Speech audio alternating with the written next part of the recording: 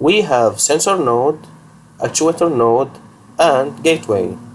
The sensor node, the gateway, and the actuator node are connected using Zigbee network. The sensor node collects sensor measurements and sends them to the gateway. The gateway sends these measurements to the cloud servers using internet connection. The gateway also processes the measurements and sends the appropriate commands to the actuator node. The components of the sensor node are the microcontroller unit, PIR demonstration board, nano timer, humidity and temperature sensor, light sensor, accelerometer mounted on the artifact, Zigbee module, and CO2 sensor. The components of the gateway are Raspberry Pi 3 Model B and Zigbee module. The components of the actuator node are microcontroller unit, the same used in the sensor node, Zigbee module, and actuator devices. The sensor node has three functionalities.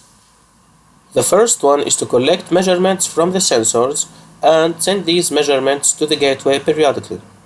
This is done by using external timer, which sends an interrupt to the microcontroller periodically, and this interrupt wakes up the microcontroller so it could collect measurements and send them to the gateway over the Zigbee network.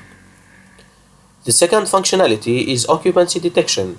When someone moves in front of the PIR sensor, the microcontroller unit wakes up and sends a notification to the gateway notifying that someone is in front of the artifact. The third functionality is touch detection. This is done by mounting an accelerometer to the artifact. So when the artifact is touched, the accelerometer sends an interrupt to the microcontroller unit, which in turn sends a notification to the gateway notifying that someone has touched the artifact. On the gateway, we have the Node-RED framework installed, and this is the flow developed for the project. The data is received from serial port, which is connected to the Zigbee module.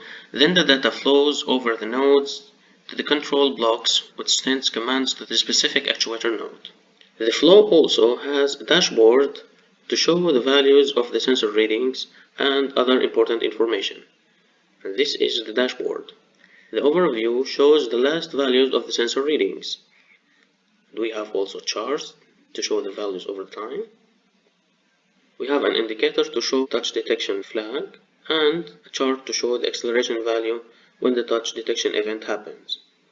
And also we have the signal sent to the LED light from the automatic light control module.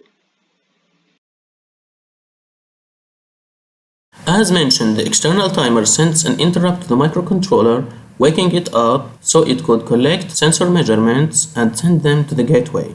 The external timer is configured to send an interrupt every 15 seconds. Now, if we raise the temperature intentionally by touching the temperature sensor, we could see the temperature going up in the next reading. The temperature chart shows also how the temperature increased. When movement is detected in front of the PIR sensor, it sends an interrupt to the microcontroller to wake it up. Then the microcontroller unit sends a notification to the gateway notifying it that someone is moving in front of the artifact. When the gateway receives the notification, it sends a command to the specific actuator node to turn on the light.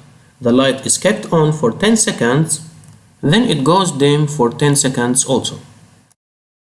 The duration and light levels are set from the gateway by the museum managers. The accelerometer mounted on the artifact is configured so it sends an interrupt to the microcontroller unit when the artifact is touched.